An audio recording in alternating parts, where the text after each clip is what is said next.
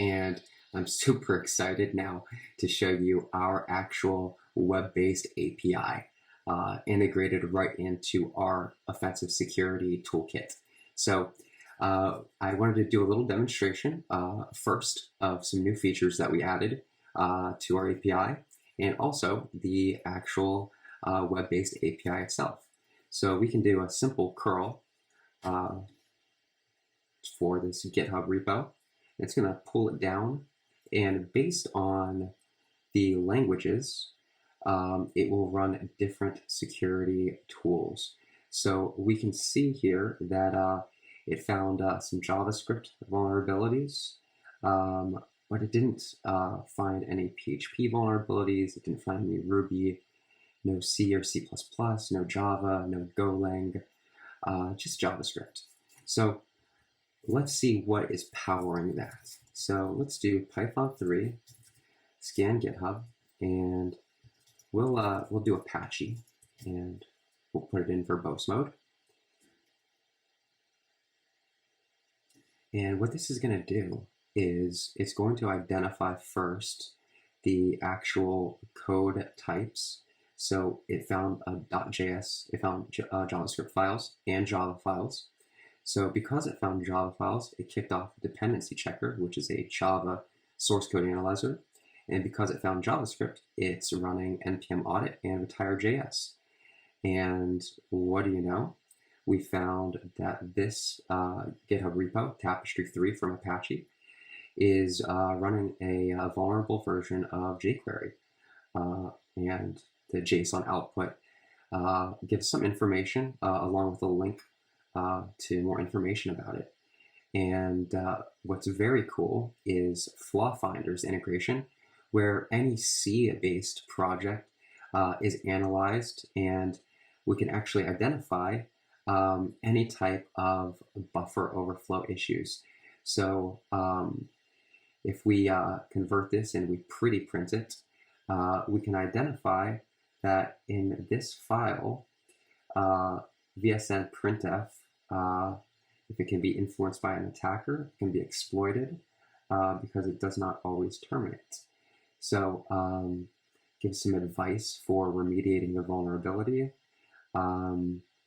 and just gives an overall breakdown of all of the identified possible vulnerabilities in those C files. So we can see here we've got some JavaScript, some Java, some Ruby. So here are some JavaScript vulnerabilities we pulled back. Bootstrap vulnerability, jQuery vulnerability. Didn't find anything in Ruby or in Java. And it'll just keep going and going and going. We found .go files.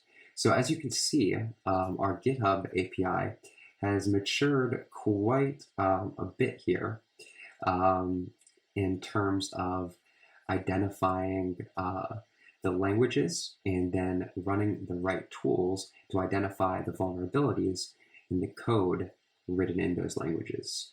So this API endpoint is giving us a lot of data.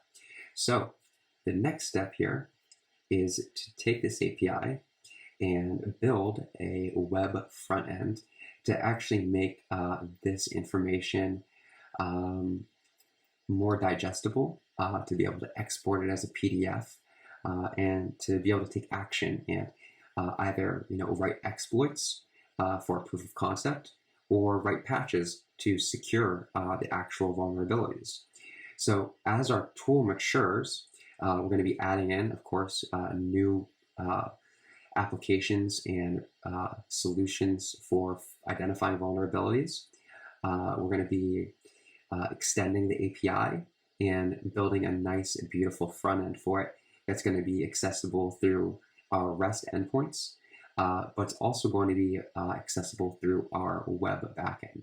So just wanted to share those updates with you, and super excited that we are finally able to really break down these vulnerabilities and put them into actionable data for security researchers. So we look forward to seeing what you can come up with in terms of vulnerabilities you find in different projects, and also any type of contributions you can make to the open source API that we will be opening up to the public very soon. So thanks a ton for watching, and look forward to showing you more features and more developments in the next video that we just implemented here. And that is taking that flaw finder output and actually rendering it as JSON. So we'll get a list of the number of vulnerabilities identified, as well as the detailed information about the line number, as well as the file that is affected, and details about why that vulnerability exists. So as you can see here, we've got in our flaw finder, we've got vulnerability 0 on line 49 of icon.v.c. We've got a statically sized array that can be improperly restricted, leading to potential overflows or other issues. So you have to perform balance checking and use functions that limit the length or ensure that the size is larger than the maximum possible length. So that's just for a little bit easier parsing of our API. Just wanted to show off that last minute feature. Awesome. See you later.